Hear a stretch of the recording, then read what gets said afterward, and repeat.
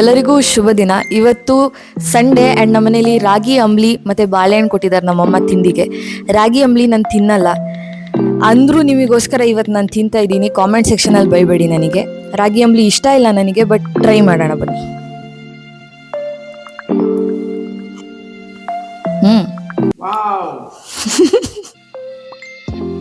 ನಮ್ಮಮ್ಮ ಕ್ಯಾಮ್ರಾಮನ್ ಆಗಿದ್ದಾರೆ. ಆ್ಯಕ್ಚುಲಿ ಚೆನ್ನಾಗಿದೆ, ನೀವು ತಿನ್ನಿ ಗಟ್ಟಿ ಇರ್ತೀರಾ. ಬನ್ನಿ ತಿನ್ನೋಣ.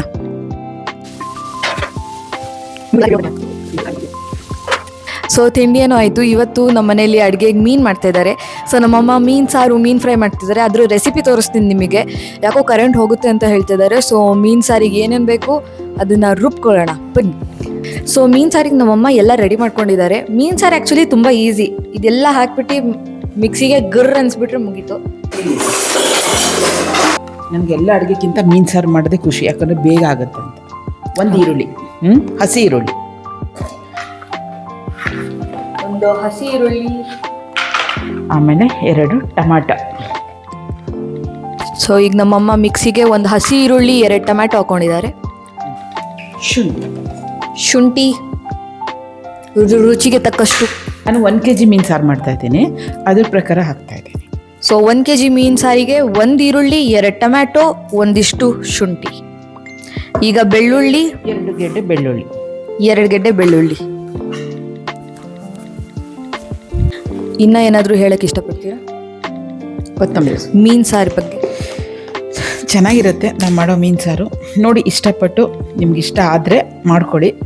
ಕಮೆಂಟ್ಸಲ್ಲಿ ಹಾಕಿ ಚೆನ್ನಾಗಿ ಬಂದಿದೆಯೋ ಇಲ್ವೋ ಅಂತ. ನಮ್ಮಮ್ಮ ತುಂಬ ಚೆನ್ನಾಗಿ ಅಡುಗೆ ಮಾಡ್ತಾರೆ. ಆ್ಯಂಡ್ ನನಗಂತೂ ಮೀನಂದರೆ, ಸ್ವಲ್ಪ ಕೊತ್ತಂಬರಿ ಸೊಪ್ಪು, ಮೀನಂದರೆ ತುಂಬ ಇಷ್ಟ. ನನಗೆ ತೊಳೆದೇ ಹಾಕಿದ್ರು ಅಂತ ನಾನು ಫಸ್ಟೇ ಎಲ್ಲ ಕ್ಲೀನ್ ಮಾಡಿ ಇಟ್ಬಿಟ್ಟಿರ್ತೀನಿ ಫ್ರಿಜ್ಜಲ್ಲಿ. ಈ ಥರ ಡಬ್ಬಿ ಬೇಕಾದರೆ ನಾನು ಲಿಂಕಲ್ಲಿ ಹಾಕಿರ್ತೀನಿ ಡಿಸ್ಕ್ರಿಪ್ಷನ್ನಲ್ಲಿ. ಸೊ ನೀವು ಇದು ಪರ್ಚೇಸ್ ಮಾಡಿ. ತುಂಬ ಕನ್ವೀನಿಯೆಂಟ್ ಆಗಿದೆ ಇದು. ನೀವೆಲ್ಲ ತೊಳೆದ್ಬಿಟ್ಟು ನೀಟಾಗಿ ಕಟ್ ಮಾಡಿಬಿಟ್ಟು ಇದ್ರೊಳಗೆ ಹಾಕಿ ಇಟ್ಬಿಡ್ಬೋದು. ನಾನು ಸಣ್ಣದು ಅರ್ಧ ಬಟ್ಲು ತೆಂಗಿನಕಾಯಿ ತೊಗೊಂಡಿದ್ದೀನಿ. ಅರಿಶಿನ ಪುಡಿ, ನಾನು ಅರಿಶಿನ ಪುಡಿ ಮೀನು ಸಾರಿಗೆ ಜಾಸ್ತಿನೇ ಹಾಕ್ತೀನಿ. ಧನಿಯಾ ಪುಡಿ ಸಣ್ಣ ಸ್ಪೂನಲ್ಲಿ 2 ಸ್ಪೂನ್ ಹಾಕಿದ್ದೀನಿ. ಖಾರ ನಿಮಗೆ ಎಷ್ಟು ಬೇಕೋ ಅಷ್ಟು, ಯಾಕಂದರೆ ಮೀನು ಸಾರಿ ಖಾರ ಇದ್ರೇ ಚೆನ್ನಾಗಿರುತ್ತೆ. ನಿಮಗೆ ಯಾವ ಥರ ನೋಡಿ ಅದ್ರ ಪ್ರಕಾರ ಮಾಡ್ಕೊಳ್ಳಿ. ಸ್ವಲ್ಪ ಸ್ಟವಲ್ಲಿ ಹುರಿಯಲಿಕ್ಕೆ ಇಷ್ಟು ಮೆಂತೆ ತೊಗೋತೀನಿ, ಇಷ್ಟು ಮೆಣಸಿನ್ಕಾಳು ತೊಗೋತೀನಿ, ಸಾಸಿವೆ ತೊಗೋತೀನಿ. ಇದು 3 ಹುರಿದ್ಬಿಟ್ಟು ಇದೇ ಮಿಕ್ಸಿಗೆ ಹಾಕಿ ರುಬ್ಬಿಡಿ.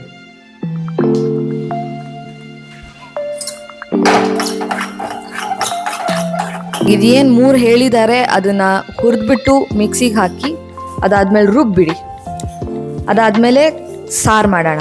ಓಕೆ, ಹುರಿದಾಗಿದೆ.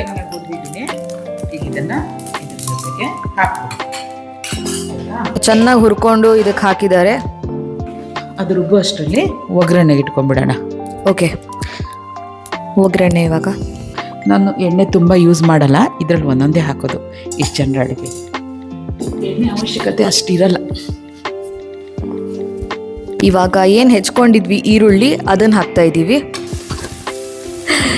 ಒಂದು ಎಮರ್ಜೆನ್ಸಿ ಬಂದಿದೆ, ನಮ್ಮ ಮನೇಲಿ ಕರೆಂಟ್ ಹೋಗ್ಬಿಡ್ತು.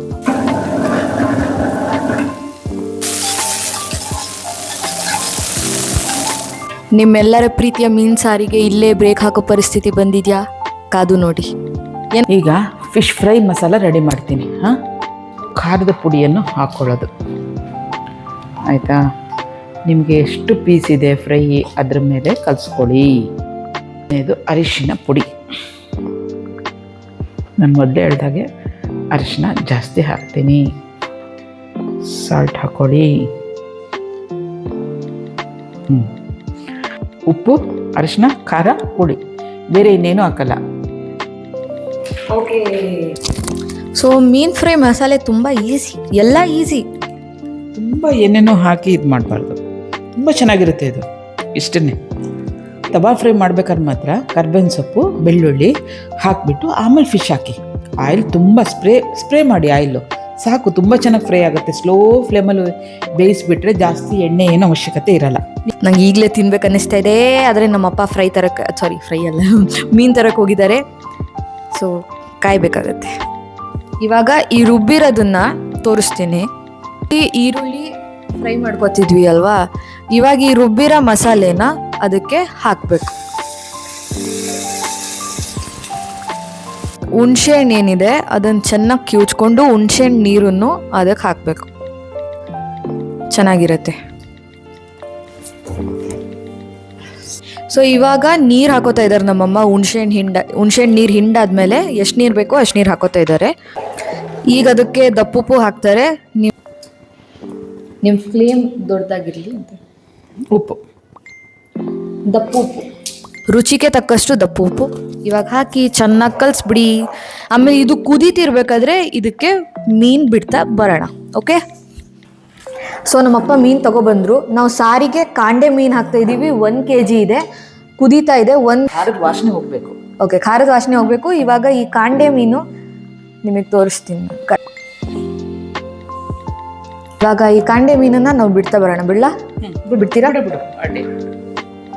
ನೀಟಾಗಿ ಬಿಡಿ ಒಂದೊಂದಾಗೆ. ತುಂಬ ಟೇಸ್ಟಿಯಾಗಿ ಕಾಣಿಸ್ತಾ ಇದೆ. ತಟ್ಟೆನೂ ವಿಂಬಾರ್ ಜೊತೆ ರಾಗಿ ಹಿಟ್ಟಾಗಿ ತೊಳೆದ್ರೆ ಮೀನು ವಾಸನೆ ಇರಲ್ವಂತೆ.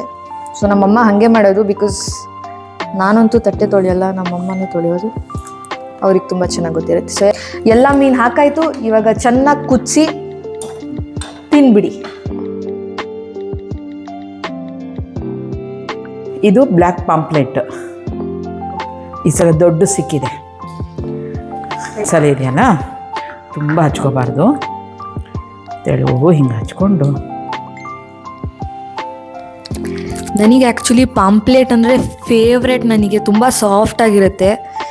ನನಗೆ ಎಷ್ಟು ತಿಂದರೂ ಮನಸ್ಸಾಗಲ್ಲ, ಅಷ್ಟು ಇಷ್ಟ. ಮಸಾಲೆ ಎಲ್ಲ ನೀಟಾಗಿ ಸ್ವಲ್ಪ ಸ್ವಲ್ಪ ಹಚ್ಕೊಳ್ಳಿ, ಏನು ಜಾಸ್ತಿ ಹಚ್ಕೋಬೇಡಿ. ಮಸಾಲೆ ಕಮ್ಮಿ ತಿನ್ನಿ, ಯಾಕಂದರೆ ಕಡಿಮೆ ಇರಬೇಕು ಮಸಾಲೆ. ಇವಾಗ ಇದನ್ನೆಲ್ಲ ಹಚ್ಚಾದ್ಮೇಲೆ ನಿಮಗೆ ತೋರಿಸ್ತೀನಿ. ಏನು ಅಂತಿದ್ರಲ್ಲ, ನನ್ನ ಮಗನಿಗೆ ಅಂಜಲ್ ಮೀನು ಅಂದರೆ ತುಂಬ ಇಷ್ಟ. ನನ್ನ ಮಗ ನನ್ನ ಮಗನ ಮಿಸ್ ಮಾಡ್ಕೊತಾ ಇದ್ದೀನಿ. ನಮ್ಮಣ್ಣ ಐರ್ಲ್ಯಾಂಡಲ್ಲಿದ್ದಾನೆ, ಡಬ್ಲಿನಲ್ಲಿದ್ದಾನೆ. ಅವನದು ವೀಡಿಯೋಸ್ ಹಾಕ್ತಾ ಇರ್ತಾನೆ. ಸೊ ನೋಡಿ ಮಜಾ ತಗೊಳ್ಳಿ. ನಾನು ಈ ಖಾರನ ಹಾಗೆ ಇಟ್ಟಿರ್ತೀನಿ. ನೆಕ್ಸ್ಟ್ ಟೈಮ್ ಮೀನು ತಂದಾಗ ಆಗುತ್ತೆ. ಸೊ ಈ ಖಾರನ ಏನು ಉಳಿದಿದೆ ಅದನ್ನು ಹಾಗೆ ಇಟ್ಟಿರ್ತಾರೆ. ನೆಕ್ಸ್ಟ್ ಟೈಮ್ ಯಾವಾಗ ಮೀನು ತರ್ತೀವಿ ಅವಾಗ ಹಾಕ್ತೀವಿ. ನಮ್ಮನೇಲಿ ಮೀನೇ ಜಾಸ್ತಿ ತಿನ್ನೋದು. ಸೊ ಮೀನು ತುಂಬ ಆರೋಗ್ಯಕ್ಕೆ ಒಳ್ಳೆಯದು ಅಂತ. ಮ್ಯಾರಿನೇಟ್ ಆಗಲಿ, ಅಲ್ಲಿ ತನಕ ನಾವು ರೆಡಿ ಆಗ್ತೀವಿ. ಮೀನಿನ ಮೊಟ್ಟೆ ಬಂದಿದೆ ಇವತ್ತು. ಇದು ಕಾಂಡೆ ಮೀನಿನ ಮೊಟ್ಟೆ ಎಷ್ಟು ದೊಡ್ಡದಿದೆ. ದೊಡ್ಡ ಮೀನಾಗಿರೋದ್ರಿಂದ ಇವತ್ತು ಮೊಟ್ಟೆ ಸಿಕ್ಕಿದೆ. ಅದಿತಿ ಫೇವ್ರೇಟ್ ಫಿಶ್ ಮೊಟ್ಟೆ.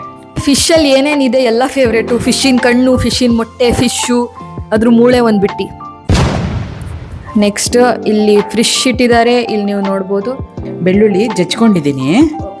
ಅದನ್ನು ನೋಡು, ಕರಿಬೇವು ಒಳ್ಳೆ ಫ್ಲೇವರ್ ಕೊಡುತ್ತೆ ಇದು. ಇವಾಗ ಫಿಶನ್ನ ಅವರು ಚೆನ್ನಾಗಿ ಮಸಾಲೆ ಎಲ್ಲ ಹಚ್ಚಿ ರವೆಲಿ ಹಿಂಗೆ ಅದ್ದಿ 1 2 ಹೇಳ್ತಾ ಇಲ್ಲ, 2 ಇವಾಗ ಆ ಕಡೆ. ವಾ, ಅದಿತಿಗೆ ಫಿಶ್ ಕೊಡಬಾರ್ದು ಅಂತ ಡಿಸೈಡ್ ಮಾಡಿ. ಆಡಿಯನ್ಸ್ ಮೇಲೆ ಡಿಪೆಂಡ್. ಅವ್ರು ಹ್ಞೂ ಅಂದರೆ ಕೊಡ್ತೀನಿ. ನೀವು ಬೇಕಾದ್ರೆ ಅವ್ರಿಗೆ ರಿಕ್ವೆಸ್ಟ್ ಮಾಡ್ಕೋಬೋದು. ನನಗೆ ಗೊತ್ತು, ನನ್ನ ಆಡಿಯನ್ಸ್ ನಂಗೆ ತುಂಬ ಇಷ್ಟಪಡ್ತಾರೆ ಅಂತ. ಅದಿತಿಗೆ 1-2 ಮೀನು ಜಾಸ್ತಿ ಕೊಡಿ ಅಂತ ಹೇಳ್ತಾರೆ. 2 ಮೀನಲ್ಲ, 2 ಒದೆ ಕೊಡಿ ಅಂತಾರೆ. ತುಂಬ ತಲೆ ತಿಂತಾಳೆ ಅದಿತಿ ಅಂತ. ಏನು ತಲೆ ತಿನ್ನಲ್ಲ. ಕಟ್ ಮೇಲ್ಗಡೆ ಸ್ಪ್ರೇ ಮಾಡ್ತೀನಿ.